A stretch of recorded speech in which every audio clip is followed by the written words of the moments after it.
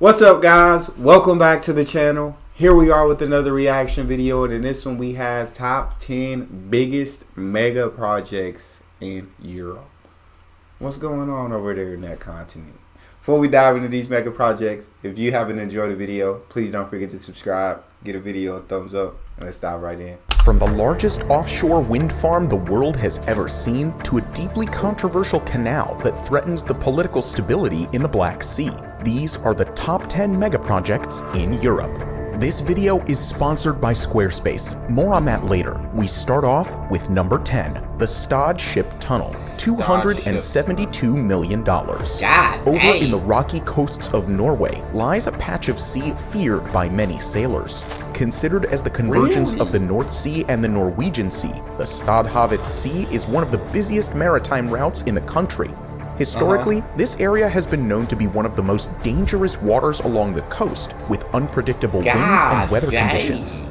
It has been documented by historians that even the Vikings would choose to drag their boats across land instead of sailing through these waters. To make traversing this area safer, the Norwegian Coastal Administration drafted plans to create what would become the world's first full-size ship tunnel. The Stad Ship Tunnel would completely bypass the dangerous Stadhavet Sea and cut right through the Stad Peninsula, reducing travel times by up to 2 hours. It will be able to accommodate as many as 120 ships a day. Once completed, the Stad Ship Tunnel will be the first of its kind in the world, allowing for the passage of full-size oil tankers and cruise ships. In 2021, the project got approval from the Norwegian government, with a budget of more than $272 million. Construction on the Stad Ship Tunnel is expected to begin sometime in 2024 and is estimated to be completed by 2026.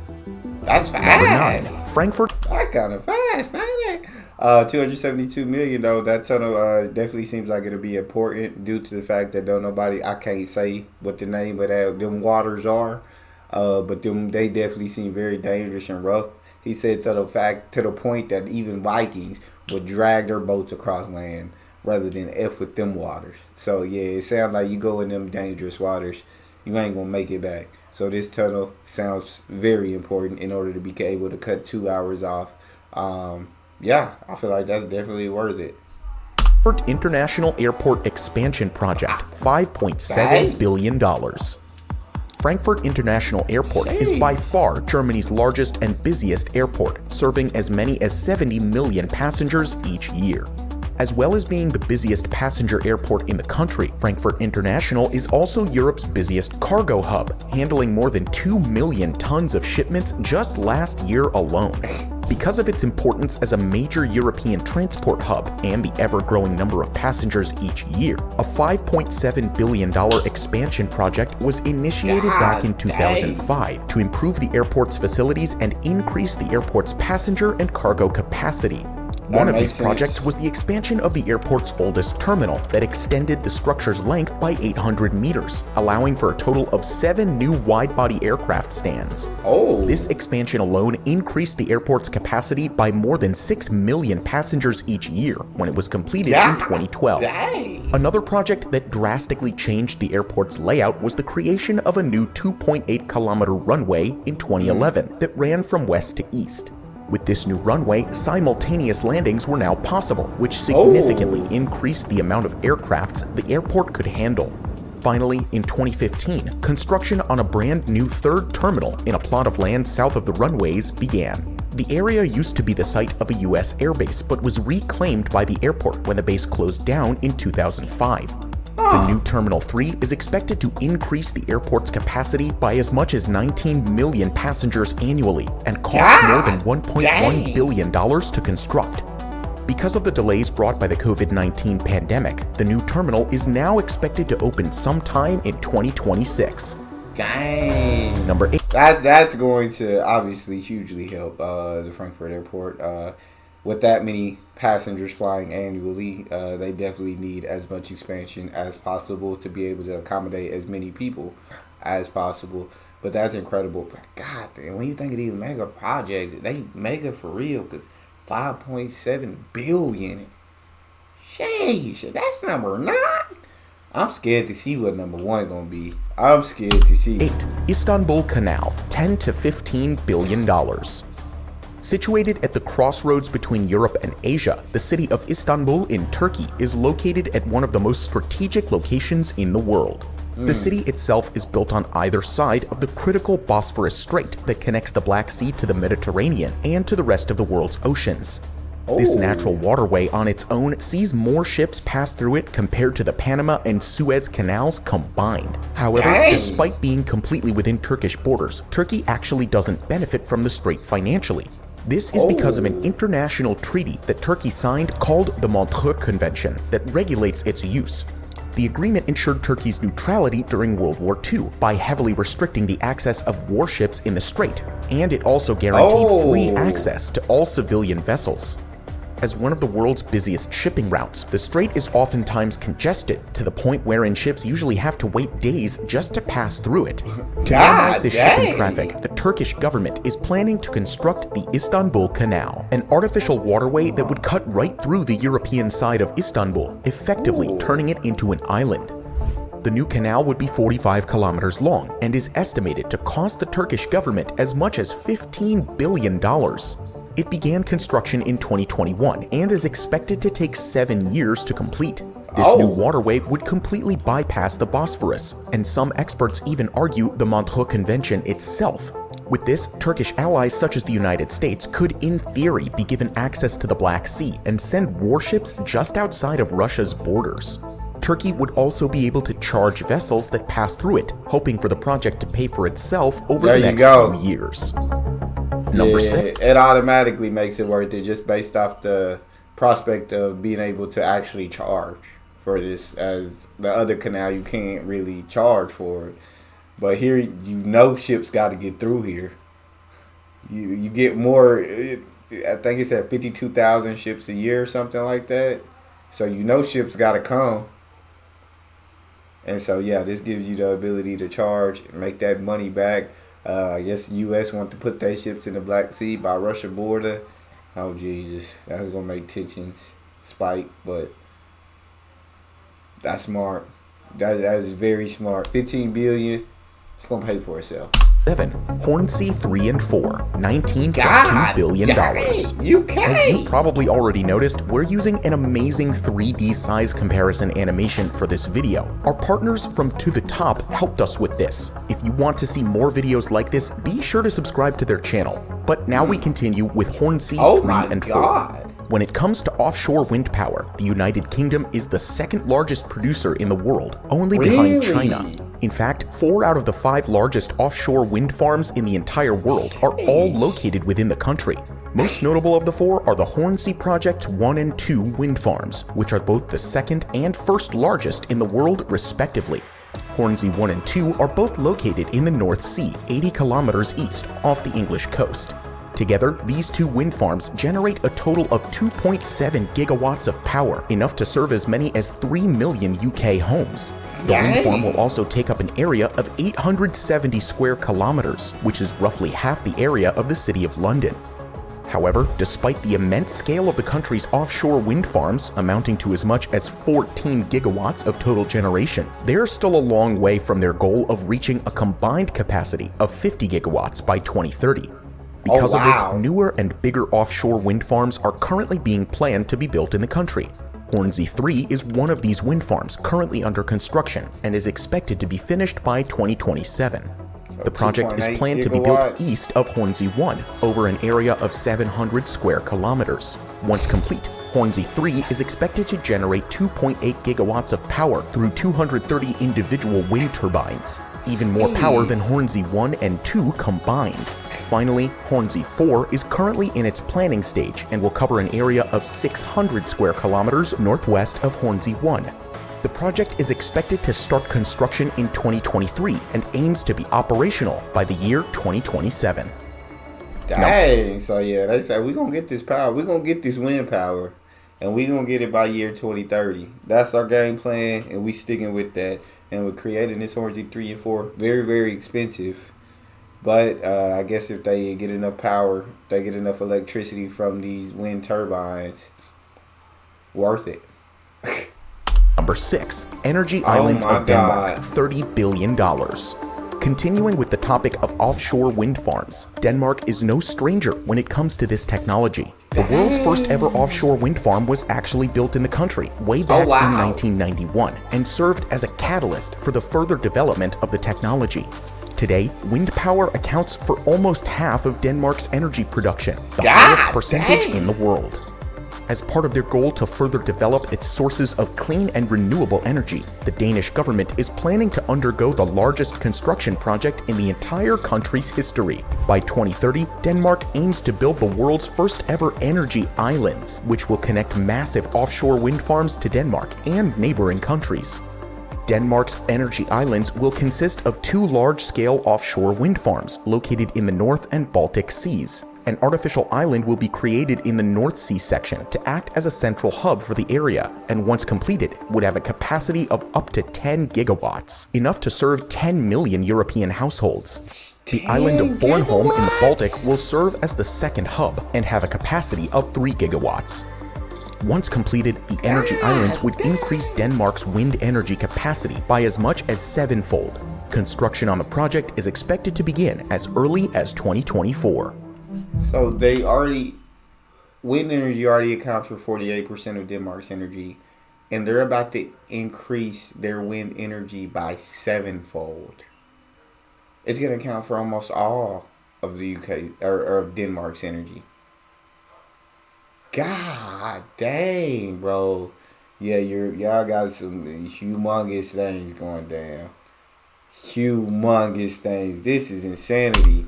Number 5. European Route E39, $30.6 billion. Okay. Because of Norway's coastal geography being extremely rocky, mountainous, and separated by thousands of tiny islands, it has always been difficult to navigate. The European Route E39 tries to solve this very problem by providing an easy-to-traverse path along the Norwegian coast. But even with the E39 in place, the 1,300-kilometer-long route still does not solve the problem of creating a continuous path along the entire Norwegian coast. This is because the E39, despite being designated as a single highway, is actually composed of many different sections across vast stretches of water. Driving through the entire route would require travelers to board 7 different ferry connections and would take at least an entire day. However, this is all about to change as the Norwegian government is planning to cut the 20-plus hours of travel time in half. They plan to achieve this by completely eliminating all the required ferry connections. This will be done through a series of tunnels and bridges that would bypass the water crossings along the route, essentially creating a floating bridge? If it's a floating, I guess I know it says it in the name of. How do you do a floating bridge? I didn't even know you could do floating bridges. How is that possible? Are there floating bridges? Tunnels and bridges that would bypass the water crossings along the route, essentially creating a continuous path. One vital part of this upgrade to the E39 is the Rogfast sub-sea tunnel, which would connect the city of Stavanger and Boken in Norway under a 15-kilometer stretch of water. If completed, the tunnel would become the world's longest and deepest road tunnel, with a length of 27 kilometers and a depth of almost 400 meters below the surface. Bro, that's Work crazy. on the tunnel began back in 2018, and it is currently expected to open in 2033. The project also calls for the creation of 4 individual floating highways that would carry the E39 across some of Norway's largest and most breathtaking fjords. One of these planned bridges would go over the Bjornafjorden and span a total of 5 kilometers above the water. Once completed, this floating bridge would become the longest in the world, more than doubling the current record.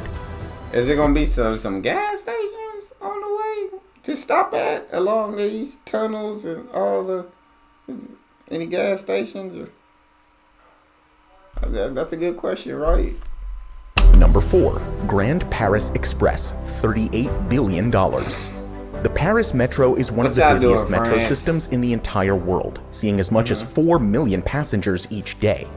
Being one of the most visited cities in the world, Paris suffers from the worst traffic congestion in Europe. To combat this worsening problem, it has been a top priority for the city government to build infrastructure that would facilitate the millions of commuters that pass through Paris every day. One major project that is aimed to combat Paris' worsening traffic is the Grand Paris Express. the largest transport project in the city, which aims to further increase the reach and connectivity of the Paris metro. The project calls for the creation of 4 entirely new lines and the extension of 2 existing ones. In total, the Grand Paris Express is expected to create 200 kilometers of new tracks, along with 68 new stations capable of serving an additional 2 million passengers daily. That's big Construction time. of the new lines began back in 2015 and is currently being constructed in phases up to the year 2030. Before we get to the top 3 biggest mega... That's definitely going to be big time. That sounds like that's going to be very helpful. I did not know Paris was like the most congested place in the world. I didn't know there were 4 million people around the metro daily. That's a ton. That's a ton of people. So yeah, it sounds like that project is very needed and will be done in the next 6 years. That's incredible. Projects in Europe, we want to thank Squarespace for sponsoring this video. I'm going to skip the sponsorship, y'all. Let's get to the next one. Now, let's continue with number 3, Hinkley Point C Nuclear Power Station, $47 billion. Nuclear power plants are notoriously known to be very expensive to build and extremely costly to decommission. However, if managed properly, their benefits can far outweigh their initial costs. So when the Hinkley Point C nuclear power station in the United Kingdom was first proposed in 2010, it was met with mixed opinions from the British people. But with substantial financial backing from both French and British energy companies, everything was looking quite well for the new plant. Hinkley Point C is part of a new generation of nuclear power plants that are meant to replace the country's old, costly, and inefficient plants. The project was initially slated to complete in the early 2020s and have a total capacity of 3.2 gigawatts, enough to supply 7% of the entire country's energy needs. However, the construction was unfortunately met with multiple delays that pushed its completion date by 8 years and saw its cost balloon to more than double the initial estimates. One of Hinkley Point C's financial backers withdrew from the project back in 2013 amidst rising construction costs caused by the 2011 Fukushima disaster. The COVID-19 pandemic further exacerbated the already delayed project with supply chain complications and cutting down on people working on the site. Today, the project is still under construction and is now estimated to cost as much as $47 billion, more than twice its initial price tag, with the completion date being pushed back to as far as 2028. That's crazy. That's crazy that these delays and one backing out over doubled the price tag of this freaking... Oh, that has to suck. That has... Thing you're about to pay like 21 billion for this mega project and it coming out to over double. F me. Number 2, High Speed 2, $132 billion. Bro, the UK, so y'all going all out in these mega projects, huh? Y'all going all out on this list. Y'all are going all out. When the high-speed train connection between London and the Channel Tunnel opened in 2007, it was met with huge success. Constructed on time and under budget, High Speed 1 managed to significantly reduce the travel time between London and Paris. Because of its unprecedented success, the British government looked to create a second high-speed line that would connect the British capital to major city centers to its north. So, in 2009, the Department for Transportation started to draw up plans for a second high-speed train line, which would aptly be called High Speed 2. High Speed 2's construction will be done in 2 phases, one going from London to Birmingham, and another from Birmingham to Manchester and the East Midlands Parkway. As of 2020, the estimated budget for the entire project is known to go for as much as $132 billion and will become the biggest transport investment program in the country in over a century. Construction work on the new high-speed line started back in 2020 with the creation of viaducts and tunnels that would carry the line over and under different terrain. The project is estimated to be completed sometime in the early 2030s. Number 1, Trans-European Transport Network, 625. So this is all of Europe kicking in. This is everybody in Europe kicking in their fair share. $1 billion. The European Union is known for its vast and interconnected web of roads, railways, and airports that make it extremely easy for people to go in and out of different countries. In fact, 27 European countries are all part of what is called the Schengen area. travel between countries within this area is largely free of border controls and functions as a single jurisdiction, all covered under a single visa policy. As part of an effort to further connect European nations and make travel easier, the EU drafted plans to create what is essentially an all-encompassing transport network across the entire continent. The Trans-European Transport Network is a long-term project that will consist of roads, railways, airports, seaports, and telecommunications infrastructure that would solidify the EU as a single interconnected entity.